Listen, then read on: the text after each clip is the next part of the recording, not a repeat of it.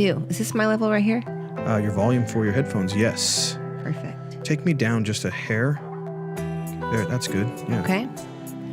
So, welcome to Under the Influence. I have Number 2. Number 2. I have yet to still write and produce a theme song, but it's coming. It's going to be here, and it's going to be great. So enjoy this canned music from Epidemic Sound. There you go. New pop screens, I see. We're going to figure out how well these work. I really think they look very sleek. They are nice. They're not, I almost said something inappropriate, but they're not directly in my face. This is not an explicit podcast here, guys. I say the F word a lot. Well, you're going to have to curb that because I don't want to have to mark it explicit. Gotcha. When we upload it. It's going to get marked for sure. However, today, I would like to hear about origin and people that know you, especially for a majority of your life. You were always kind of the anti-pot and even really anti-drinking and any type of drug guy. As I'm swallowing. As you're drinking whiskey. I'm very jealous. I know, wish I I'm could sorry. have some too. It's okay. However, I think it's fascinating that coming from that to be in the industry you're in, and not just the industry, but the position you hold within the industry. And so I think I would love to hear about how you got there, what your journey was, but the origin of kind of who you are and how it led to where you're at. That's a wide sweep. It is. I mean, I think I'm going to start in the second half and kind of work in. I think some of like my early life and like experience and kind of the stuff that shaped me will come out over time. But I think like focusing, like you went to the cannabis point, and I think that's something that most people, when they meet me, want to know the backstory of the most. So, I mean, I definitely was a jerk when it came to cannabis. Like pot, I hated it. I hated the way it smelled. I believed all the things that, people that don't know what they're talking about believe. And no, I didn't do it. I was almost, I think it was I was 28 first time I tried it. And you didn't drink until you were 21, right? Your 21st birthday? I had a lot of people come out of the woodwork from high school that showed up just to be like, hey, I want to see him drink. And it really wasn't, I get a lot of, oh, bullshit, you drank. I'm like, what a stupid lie. Like if I could go back, I would drink earlier and I would probably, loosened up a little bit, but no, that's not, it's true. So I think I was 28, it was Halloween. Friends came over. I agreed with someone else who had never done it. And she's now married to one of my business partners in the industry. And I believe she still never has, but she chickened out on me at the 11th hour. And shout out to Carolyn. And so I tried it and I didn't think it did anything to me, but I was like face deep in a bowl of cereal. And that was really it. Milk and sugar tasted good. So I didn't really do it much. And I moved to Florida and came back. And I was having some esophagus issues and a doctor recommended it to me. Didn't know how I could access it. Man, I don't know how to go without this story just going on for 15 minutes. So I'm going to just I'm going to speed it up a little bit and we can backfill some other time. But no one knew how to give authorization. So I hopped online and dug around for about 6 months and found a clinic. And when I got to this clinic, there was what looked like a homeless kid flagging cars around, parking out in this guy's grass in Kirkland. And I went in the front door expecting like saltwater fish tanks and a doctor's office, and it was just a guy's living room. Well, I think parking on a lawn could have been your first indication, but it was more about how many cars were there. I was surprised. And there were people everywhere. And like the girl that was checking me in, like getting ready to take my blood pressure, was literally smoking out of a little peanut pipe. What? Yeah. And I was like, it's still relatively like, I hadn't smoked a lot of pot by that point. So I was really, really uncomfortable. And, they said, oh, it's your turn to go see the doctor. And it was myself and 2 other people sitting in the garage at a folding table with a doctor they'd flown up that morning from California.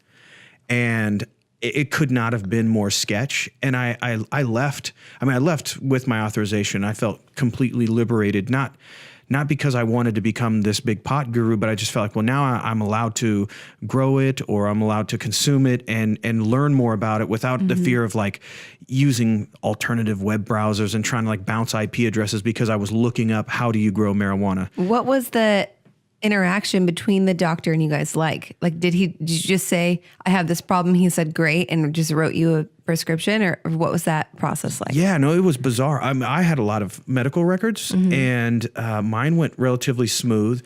There was another guy next to me in a wheelchair and it was like, you know, a foregone conclusion without a lot of digging. And then the last guy, he was really hard on and really dug into like as a back issue. And I think those are pretty vague, but he really dug in and spent a lot of time on that. And like the two of us, I was kind of leaving, like, are we sure that these paper, you know, they're just signing a piece of paper and hand it to you and say, there you go, you're good to go. And it just, looking back on it, like you didn't even really have a way of verifying, you know, whether or not he was or what do you do at that point? Where do you go get it? You could, well, so that was the thing. They wouldn't tell you where it was. Well, later I found out it was just downstairs in the bottom of the house, but he wouldn't hold clinic days on the same days that he had this little generic dispensary downstairs.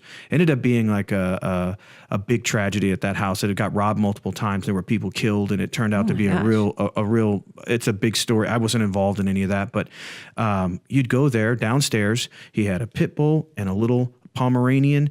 You open the door and you sit in this like basement room, and you'd wait till they call your name and you walk down the hallway. Door on the right had all the clones and plants you could buy, and the door on the left had, you know, a girl at a desk, just some crappy little IKEA desk with 4 or 5 mason jars. Dude, I would have been sketched out. It was crazy. And so those characters, like that cast of characters like played out throughout the industry for a number of years.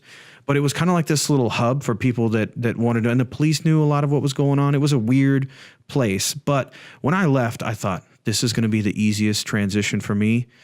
It was like shooting fish in a barrel because there was no saltwater fish tank. There was no clean presentation. It wasn't presented. And what were you doing before then? Like, did you? I was working at Pioneer. Okay. So I was a regional trainer for them, training on like technology, which is why, you know, we love all the. So did you want to start your own business before that, or did that experience kind of spur on your desire to do something in that space but better? I always knew when I was working at Pioneer, I got to spend a lot of time with the small business owners and then bigger business owners like the Car Toys of the world. And I called on Best Buy and a lot of the major accounts, and I was able to pick people's brain all the time and find out what they liked about having employees, and all the way from, you know, small guys to big guys. I got a lot of experience, but I had side hustle going the whole time I was with Pioneer. I had Northwest Electronics, and I was doing home theater installs and you were an econ major in school. Yep. And which I don't know how that applies. I just think it fits with the way I look at things and kind of probably overthink a lot of them. Like it fits into that category, but I mostly did it because everyone was majoring in business, and like my entire life, I was looking for not necessarily a shortcut, but a quicker way to where I was. I guess it is a shortcut, but not in the negative sense. Like I just felt like work smarter. Yeah, if there's going to be 65 applications and they're all going to say business for the same job, and there's a kid with an econ degree, and I found out that, you know, there's a faster path to a diploma by, you know, going down the econ road. Right. Like it just made a lot of sense to me. But in college, did you say, no, I want to have my own company? Oh yeah, I've said that since I was a little kid. Okay. Yeah, I always knew I wanted to have a business. I didn't really know what that business was. Gotcha. And I think so that's what makes this kind of my origin story, because I didn't know my whole life growing up. Obviously, I was like the opposite, never going to touch pot. And the idea that this would be kind of to me, it's just the commodity in what is really a brand and kind of a social movement. But the seed to want to have something that's yours and grow something that's yours, having your own company, that's always been there. It's Always. just been it's like your, what it's your be. drive to sing from the time you were born, from the, you know, home videos I've seen. Like it was clear at 4 when you're twirling around singing in the No one cared the then, but hey, I had talent then too. And she's humble. You see why we do so well. It's just a competing egos at all times. No, I'd always wanted to have business, and I wanted to make a big impact. You know, I think for me that's also something that's really important. Maybe it's a little bit vain, but I wanted like cause change and be a part of a movement. And this was an opportunity where I felt like everybody that was doing it was doing a really poor job of it, and didn't have much to lose. So it was always cash. How much cash they make and keep under the table and hide. And we were looking to pay taxes and find ways to bring it above board so we could play the long game. And the Reader's Digest version of what came to be after this was we opened up a clinic. I got an old converted house that was a daycare for a long time, and it sat empty for like 5 years. The floor had rotted out of it, and we went in there, And, that's the kind of place in the early years what you'd find, because no legitimate landlord with good properties was renting to something that was this far in the gray. So we opened up a space there. There was a wheelchair ramp out front, and I literally had painted the hallway and the 2 rooms, one to the left, one to the right. And we got a massage table and bought some posters of like the human body and the anatomy, like put it up so that people really, really did feel like they were coming to it. And I put a saltwater fish tank in. Of course. And for those that don't know Jake very well, he has an insane ability to transform rooms and buildings in an insane amount of time. Like overnight can make some place go from a shanty town to the most presentable presentation, I guess. But it's definitely a skill of yours. Yeah, no, and I think that was from my grandfather, who was a handyman, and I traveled around with a lot, and that was part of it. Like I knew early on that I could build and do things with my hands. I just always kind of felt like I was pretty good at it. I wasn't great at any one thing, at least not yet, but I was always really good at a lot of things. Mm-hmm. And so in this process, it was like... Again, you're humble too. I know, but it did play into my hands, right? You couldn't start it with $10,000 unless you were really good at your own handiwork and building and finding displays and really going to rummage sales and buying their glass displays and all of that. And I think your tolerance for fear is a lot lower than most people. Yeah. Okay, tolerance for fear is lower. It's higher. Tolerance for fear is higher. Right. Yeah, I'm not. I thought at the time, especially coming back from Florida, I came back without a job, so it felt like I could create something, and went back to that. How could I get to $100 a day? Mm-hmm. And so that process started, and all the while we were getting ready to open up the first dispensary and doing the doctor's clinics, I was growing. I was learning how to grow, and I kept really detailed journals, and it was less about the finished product and more about figuring out how to do it and get it ready to take it to scale. Were you nervous at this time? Oh my God. My house was in the parking lot of the police station. Well, it was in the parking lot of the fire station, which shared a parking lot with the police station. And Washington was legal at the time-ish? Yeah. Medical. This later on, yes, the police were at our house, and it was... it wasn't a raid, but they were definitely there to find out what was going on. Mm-hmm. And we actually shoot him off the property and ended up going directly to the chief of police and explaining what was going on and asking them to stay away from my house. Which, Paul Ayers, the chief of Issaquah at the time, like really knew he had a good pulse on what was going to be allowed at the state level and what was a good use of their time. And so kind of getting to that point, we were doing the doctor's clinics, and then we would open up, then we do that on Sunday. So all week we'd gather medical records, and we would clear patients, make sure they had qualifying conditions, and then we had actual proof of those. And then we would schedule the doctor. And so I was just contracting with a doctor from Bastyr to come out. Well, she'd graduated, but to come out and see patients on the weekends. And then we would have a dispensary the rest of the week. Issaquah quickly shut that down. We got away with it for 6-8 months, and they came in and closed it down. And really, they only closed it down because they said it was a zoning issue. Mm-hmm. Absolutely not true. I ended up having an administrative hearing. We fought. Dave Favor, who was the city planner in Issaquah, actually testified against us. Our attorney did us pretty dirty in the process. Shout out to the guy. I saw him just the other day at Canada conference. Some great attorneys, some terrible ones, but we ended up in this kind of just a real big battle with the city of Issaquah, and ended up shutting the shop down. And then we worked with Issaquah for about 18 months.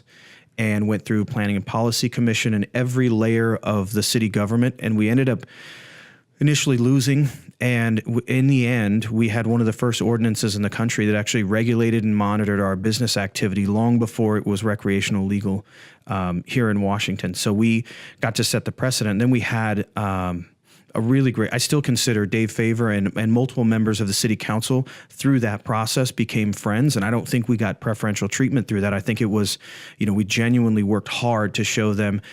The chief of police, he was the one that said, hey, if we don't come up with some regulation here in the city of Issaquah and let these guys operate their business here, they'll move half a mile down the street. They'll be outside of city limits, and there will be no jurisdiction over their business activity. Interesting. And so it's going to be our clientele and our community that's accessing it, but in a way that doesn't give us any protection or oversight.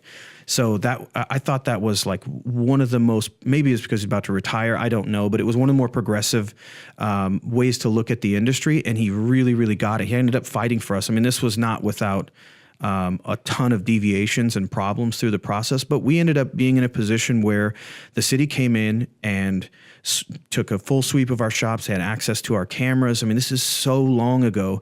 But the key advantage for us then was I didn't have to hide. Mm-hmm. Everybody else was setting up these run and gun shops, and they'd get shut down and they'd open up another spot and they'd come back to that one a little later. And so then we invested in true refrigerators, and we opened up the first, GreenLink really became GreenLink at that point. Mm-hmm. And we had clones and nutrients and different, we had a new patient specialist assigned and new customers. It was like really a big turning point for us. When was that the same hearing where you had people that came and kind of spoke up for you guys and said the kind of help that you had given to patients and people in the neighborhood? Yeah, that's where Kathy Sparks, and like if you're bored or you really want to dig through the treasure trove, there's a film done by PBS that's called In My Time of Dying, and she's one of the people featured on that. It was nominated for an Emmy. It was a really great film, and she'd given me a copy of it and said, hey, when you have some time, watch this. And it was a couple weeks later, and I watched it, and it was about how you keep this undeniable spirit up when you're facing a terminal illness. And I was in tears because it had been, she was so far terminal at that time of shooting the movie. They didn't expect her to live even through to the end of it, as some of them didn't. And so here I was thinking, oh my gosh, she was trying to tell me this is the end and I should have watched this already. And I'll tell you, like, Kathy's still alive today, just kicking butt. No way. Yeah, she's awesome. And she brought other friends and folks into our lives that helped us out a lot in the process. But who was the one that you were giving her son, because you guys had a care package program where people who couldn't afford. Yeah, it's called GreenLink Cares. Yeah. Yeah. And you thought that this woman was coming in to kind of talk about how disruptive you guys were? We were in a panic because it was coming down to the final vote with the city council. So you're talking 18 months of hard work and going through layer after layer after layer to finally get to a final vote. Everyone lays it out there. And I look over at our neighbor and I said, remember, it was in an old daycare. At the time, we still had that building, and she would have to, we shared a driveway with her. Yeah. And it was people coming, going all the time. And I was mortified. That would be annoying. And so it was, yeah. And so I was like, oh my God, if she gets up, this little old lady, cute as she is, moving as slow as she is, and she's going to tell the world that we've been a nuisance. And it's going to, I was nervous. Yeah. And she didn't speak, but she submitted a letter, and she said, had my daughter been here, I would have had her speak on your behalf. But what she wrote was that we had actually been giving her son free medication for a long time, and we did not know he lived next door. Wow. He ended up dying the following year, and we contributed to a golf fundraiser in his name in the following years. But somebody who I was kind of it was a great example of seeing somebody and me making judgments against them and what their opinion on us must be, only to find out that we could not have been held in higher regard. And that's happened so many times. I think that's why I get this visceral reaction to people who just hear pot and think we fit into some, particular box. And, family members, I stopped years ago, dancing around what we do, and just saying, yeah, I'm in the cannabis industry, and kind of let people, come to terms with that on their own. Yeah. Because there's been, like I said, we used to have boxes and boxes I was of one of thank those you people cards. when I first got to know you. I was like, I'm not going to date this pot guy.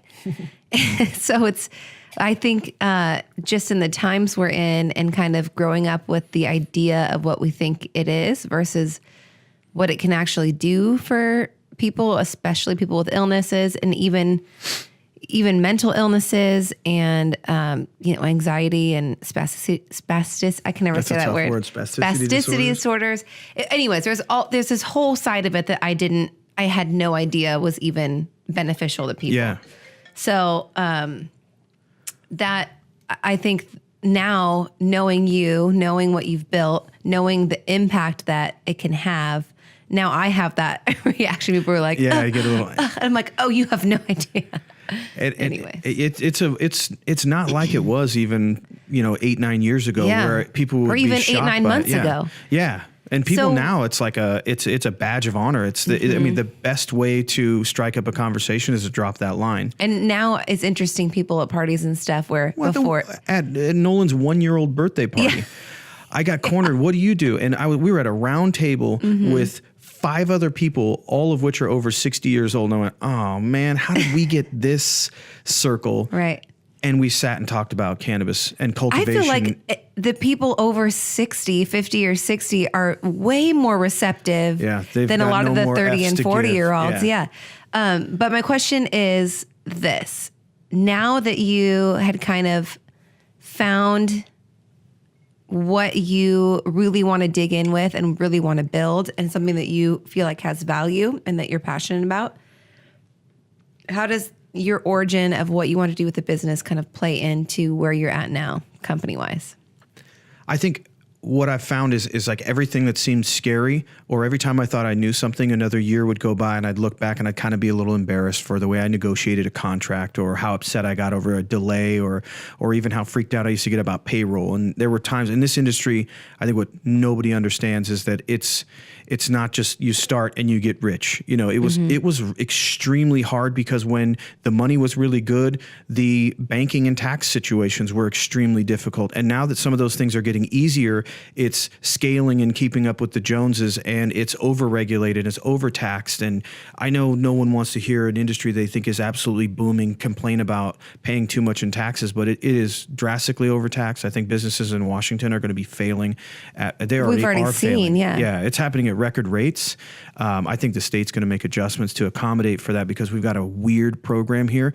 But that difficulty of the industry in Washington specifically plays into our advantage. It's kind of, if you can make it here, you can make it anywhere, because there's nobody at these conferences. When we go down to Vegas and we're talking to 70 or 80 professionals across all levels of the industry, nobody says, hey, I'd love to get into Washington. You know, let's sit down. I'd like to talk about what it takes to get into there. Like, no, we are not messing with that. That's an impossible market to crack. And for me, it's like the ultimate chess game. Yeah, because if you can crack this market, then you know how to implement it elsewhere, and that's going to be the easy part. It's why the publicly traded company exists. That's why GreenLink International can be a publicly traded company, is because all of these regulations required us to find a way to navigate in a way that didn't violate the rules and regs.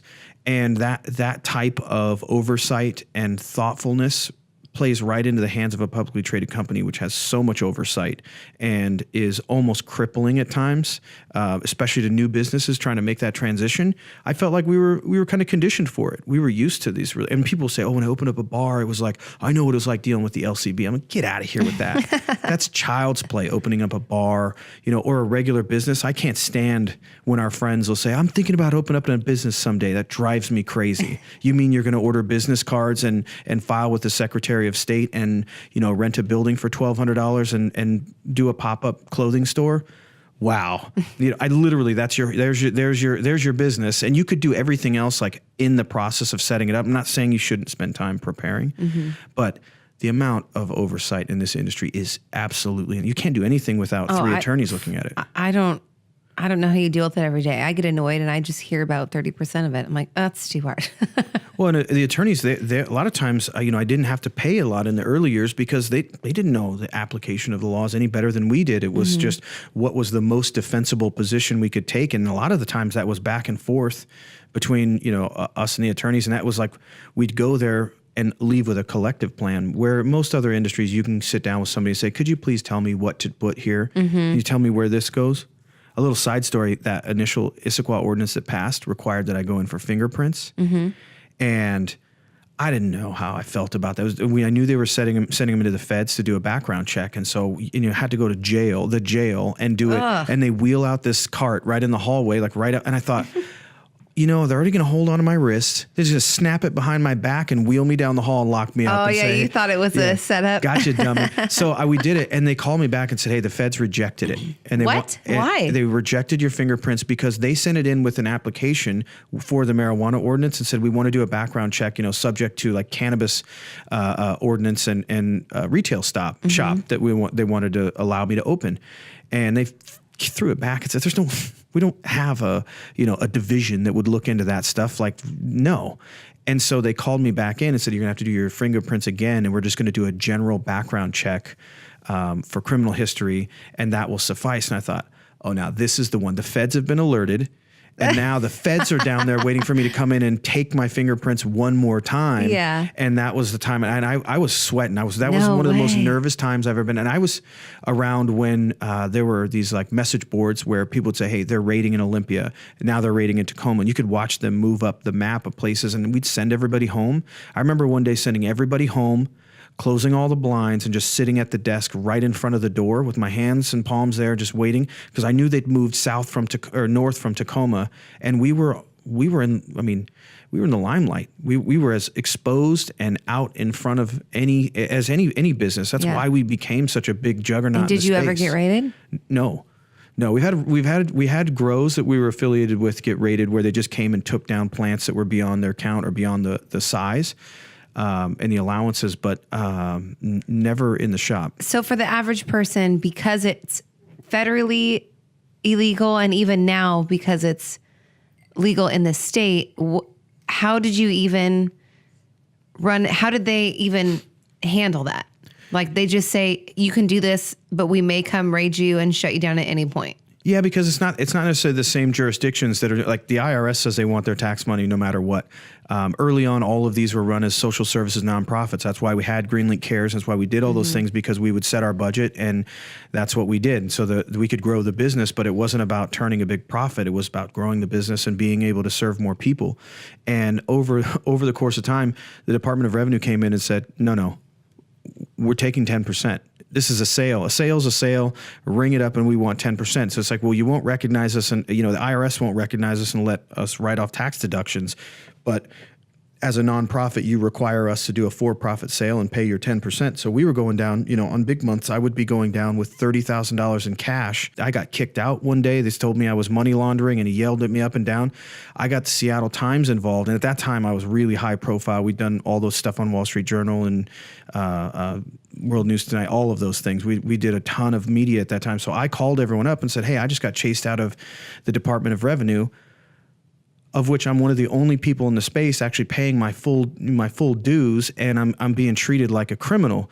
The Seattle Times got involved, and both offices at the Department of Revenue, both the one in Seattle and Kent, both went and bought money counters and created a little private room. And I would send our administrative executive would go in and make the payments every month, and they would sit there for an hour and count $20 bills. It was amazing.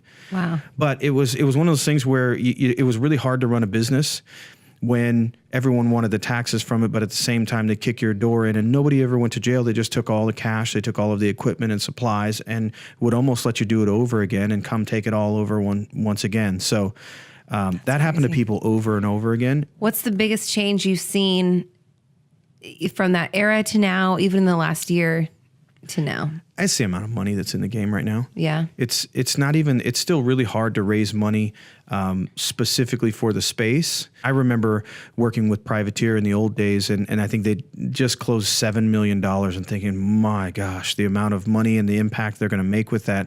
And now I wouldn't, we're talking about the project that we're working on now, told them we wouldn't even entertain entering into that state unless their budget was $3 to $5 million just for the initial infrastructure, and that's before they apply for licensing. So it's definitely a much bigger game, but we haven't even entered into the real start of the race yet. I used to. When do you think it's going to be legal everywhere? I think inside of the next 2 years they'll reschedule it. I don't think we'll see a federal legalization where it's just a free for all. But all they've got to do is pull it off of a Schedule 1 Schedule 1 drugs are the most dangerous substances on earth with no medical value whatsoever. So if you even remotely check that box, you come off of Schedule 1 so that it can be more like prescription drugs where publicly traded companies can actually own the entire business, and it allows for banking and other services to enter into the space. It's big pharma and a couple of other big industries that obviously don't want to see a lot of that happen. But if they reschedule it, that would open up banking. And that means rather than us going out and fundraising, we could actually sit down with our bank and show our business model as well as our growth plans, and then, our historicals, and borrow money more traditionally. So that's where, I think we'll see that happen long before we see, full-blown legalization. Cool. Yeah, I've been going on for a long time about this. It's good though. It's good for the people to know your story. I always, especially when people meet you for the first time or they find out you're in the cannabis industry, I was like, yeah, but tell them the whole thing. So I think it's important for the people to know is what I'm saying. So if it were to be rescheduled, what does that mean for your company and you guys as a whole? Well, like if tomorrow comes out, we're taking it off Schedule 1. Where do you go? I mean, the first thing we'd see is banks would be, I mean, the doors would open at banks, which is going to bring all of the VCs and all of the commercial brokerages and. What is a VC? Venture capitalists. Cool.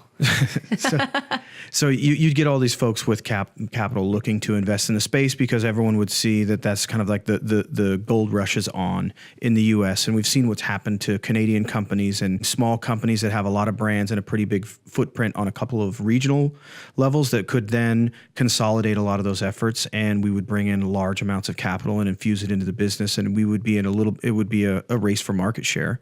And it would be a dead sprint and there would be tons of money thrown at it. It's going to be an exciting time for sure. And this will be one of the biggest booms. And I think one of the things that is our key advantage is using platforms like this. Right now, you cannot advertise. So it's all of the tricks of the trade that make businesses successful. Like, let's be honest, like the difference between a lot of products is just how well it's marketed to you.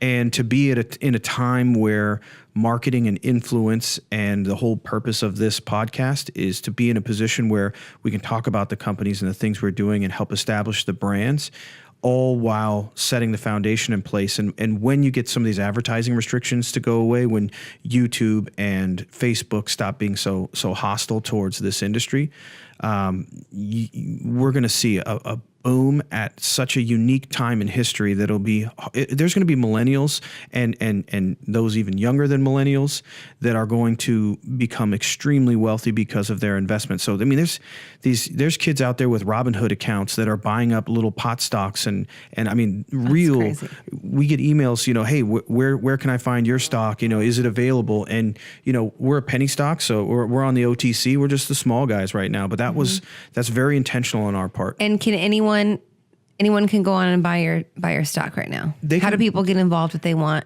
People can buy Greenlink stock right now. WSHE is the ticker symbol. Because it's traded on the OTC Pinks, there are some brokerages that you have difficult time putting through the transaction because it's generally like a high risk category, which is why a lot of cannabis companies are there. There's a lot of fakes and a lot of bullshitters, to be honest with you, on the OTC because there's lower thresholds for what you have to report, but then it's those same reduced thresholds that allow a cannabis company to exist on that platform. Otherwise, there really wouldn't be much of a spot for you. In the stock market. So yes, people can buy the stock. We're in the early stages of putting together our core infrastructure. So I think obviously we're a great buy, but I'm completely biased. Well, naturally. But, I've hung 10 years of hard work, all of the brands, intellectual property, the assets and real estate, everything that's come along with this decade journey I've been on has essentially been put into that pool. Right. And so, you and I sitting at this table are absolutely all the way in. Yeah. And I love it. It's an opportunity that's bigger than I think we've seen in the last 100 years. And we are sitting at the front of it. It's exciting. Yeah. Let me ask you the question that people ask me all the time. First they ask, where's Jake's store? And I explain to them, he does not have a store, but sort of, but you guys you're the producer processor. So we have a producer. So what does that mean? Where can people get your products and what brands should they be looking out for? So everything that's in the Sweet Nirvana family that's distributed here in the Pacific Northwest is all done under a few brands. One of them is Rocket Cones. Those are pre-rolls. So basically a joint. You've got Jam Rocks, which are like a hard candy, kind of similar to a Jolly Rancher. And then Groovy Chews, which are my favorite, which is just like it's not a gummy candy, it's a chewy candy. And also it's sour. My father's favorite. Yeah. We found out the other day. Yeah. And those come in an indica and a sativa, so you can kind of control your own experience, and that's a little uncommon in edibles that you get to kind of pick and choose whether you want one that's a little more up or a little more laid back. So everything in Washington falls under those brands. We also own the Suncliff brand, so all of their vaporizers and a bunch of new products that we'll touch on very soon that are being released under that category. And I think actually I can say it because the market's not open, and I'll make the announcement before the market is open. But Suncliff has an entire line of CBD edibles and topicals that we are launching. Which I cannot speak enough about how much CBD has helped me, like with vocal recovery when I was singing a ton, and then with my TMJ. And migraines actually are kind of, those are all my medical issues. Yeah, laying it out. Just realizing how effective CBD is and has no side effects. Like I don't want to be taking Tylenol and Advil all the time. And Well, has no side effects for you. Yes, for me. I'm not trying to like walk it back. I just think it's kind of a slippery slope when things are presented as an all in. And like I did the keynote speech years ago to a crowd there was nobody there under 70 years old. And I told my assistant, I was like, when it's over, like start packing up the things towards the end, because it could just be real ugly there. You know, I don't know, we're in a wealthy community and a bunch of old white people. And I just thought this could be bad, really bad. And it wasn't. It was they lined up afterwards. They actually kicked us out of the venue. We had to move out into the hallway because the next event was starting. But I guess my point is, like, those people were there to talk about their ailments and whether or not this would help and fix them. And I'm not a doctor, and I'm not one to overstate its value. I've seen miraculous stuff, but I definitely always kind of caution people. Yeah, about it. Well, I for one really enjoy CBD just because it's something I can take that doesn't have any negative side effects that I have seen. Yeah, no, I think like I've experienced CBD, especially if they give it to children. CBD is incredible. I mean, for spasticity disorders, it's almost undeniable. It's fascinating what it does. It's an amazing product. I think we're just starting to figure out the power of what it can be. And I'm saying that for me, having sold it for the last 10 years, and we have a strong understanding of how the other terpenes, which are the other essential oils in the plant, how they affect the body. And the application of those we're just getting started with that. So I think and once we're able to actually do medical studies about it too. Yeah, no, it's going to be fun to see where all of this can go and how many people it can help. But yeah, so those products are around. So there's about 60 locations in Washington that sell those products. Of course, we're working on contracts in multiple other states to bring the products there. Historically, we have about 70 SKUs. So we've made every beverage you can think of. Well, you know that. She loved the juices back in the day. What was cannabis. Oh, it was so good. Yeah, that was that. We couldn't make that as fast as we could sell it. Oh my gosh, it was like every time I felt a migraine coming on, I'd just have a couple sips, and it would just boop, boop, boop, curve it off, and I would just feel a little bit lighter. The retail industry now is the opposite, in that you're often sitting on supply and you're looking for the right buyer, or you're not diluting your price by reducing the price to sell more. So you're kind of left to manage your inventory, and that's why it's a lot more like a traditional business than most people would think. But in the old days, it was as fast as we could make it. And I look back on the medical. It's like Gary Vee when he said, he was talking about like Google AdWords and only being 5 cents a click in the early 2000s. And his only mistake was not doubling and quadrupling down on that, because it worked so well. In the medical era, like everything we made sold out as fast as we could make it. But I remember feeling like, well, it's too early. We wouldn't want to borrow $100,000 or $500,000 and invest it and then have it not work. And we had some of those mishaps where, I opened up the Seattle store and spent a fortune because I thought it was going to be a monster. And we sold more in Issaquah in the first hour of the day than the whole week in Seattle. And we'd put a lot of money in that. So I kind of became a little bit cautious and just thought, grow it organically, stay small, move through the system. But that's not what you're doing now. I know, but that's part of the process. I think there's a lot of guys in my position today where I was, 7 or 8 years ago, thinking, if my uncle Joe just loans me, $50,000, I can get a license and get started. And it's not that those success stories are gone, right? But my goodness. Well, I'm glad that our listeners got to get a little backstory, because I know that's what you get asked, what I get asked a lot. So I think it's important for people to know kind of where you came from, your story, and how you've got. I just am having a hard time with words tonight. Gotten to where you are. What's your biggest ambition for your company in the next year or two? Where do you see it going? We'll wrap up with that. I think over the course of the next couple of years, I'd like to, well, in 2 years, there's going to be a sweeping change. I don't think anyone even the most experienced in the industry, and I consider myself one of those, I don't think they can predict what the next 2 years looks like. I think there will be billions and billions of dollars thrown at the U.S. market. I think we will see a handful of companies that exceed $10, $20 billion market capitalization numbers on the market. We could certainly be one of those. I mean, I don't know that that's realistic to predict today, but I think that it's that wide open that it's hard to even see what the landscape might look like. But our goals are to be in, every regulated state in the United States, and if they reclassify, and ideally we'd be in all 50 states, and we have activities in Canada already underway. So we'll really ramp those up and explore the partnerships. And of course, the company is intended to be to hold brands and intellectual property that crosses borders all over the world. So, well, I'm excited that I get a front row seat. Just humbly, planning on trying to have brands and representation all over the globe on almost every layer of the industry, and 6,000 employees, 7,000 employees, and maybe a couple 100,000 affiliates. Well, knowing you and seeing how hard you work constantly, I don't think that's out of reach for you. Well, and I'll be at home with our children, writing songs. No, I'm just kidding. Yeah, I was. They couldn't see me, but I was nodding my head so hard. No, right couldn't there. Even get through it. Yeah, I couldn't even get through it. Bullshit. Well, Jacob, our kids will George, be in tow. Our kids will be in tow, but you're just full of shit. Well, thank you for sharing your origin story. We got some guests. We keep peppering in our guests, but they'll be here. For those who don't know, last week we got snow like we have not seen in the last 70 years in Washington. So it's the worst. It's part of the reason you just got Susan and I again. There are very few guests that left the house, and then once they were able to, getting them here to sit with us for an hour or two is a tough sell. Well, we had kind of a busy week too. Yeah, I'm covering for some folks. And I had a show.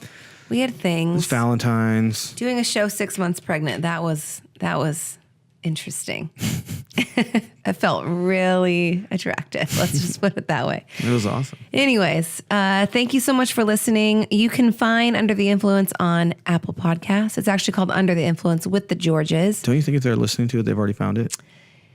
Yes. So what I implore you to do is if you go look at anything other than the one thing that you have found. True. You can find okay, we're sorry. Why don't you do you close it up? No, if you guys are looking for more content and information, SusanGmusic.com. She's got everything from the podcast, the blogs, the vlogs, the show content, the music, and all everything. Of it's there. Everything that's produced on that is by you. So I think that's important to say too. I don't know why that's important to say, but I'm with you. Just because it's joint projects. The whole point of this podcast was to. Here's the part where our egos won't let the other one finish. Go ahead. No, that's fine. You did this to me in the last episode. You shooed me down. I'm trying to wrap it up. Well, I'm having fun. I know. You can just be very long-winded in the best way. Shit. So all the content's there. It is a lot of our stuff. So if you see Susan on camera, I'm usually behind it. That's where I prefer to be. This podcast was designed to be a catch-all for a lot of the projects and things we're doing, where we can talk about all of it and tie it together. So that's what this is. SusanGmusic.com is where you find a lot of that stuff. And I'm at Legal Out West on Instagram. My Facebook, you guys know what that is. It's just me. And Susan is Susan G Music on everything. Mm-hmm. So we'll talk to you guys. We're planning on having another one out next week. All right. Take care, guys. Bye. All right. Bye.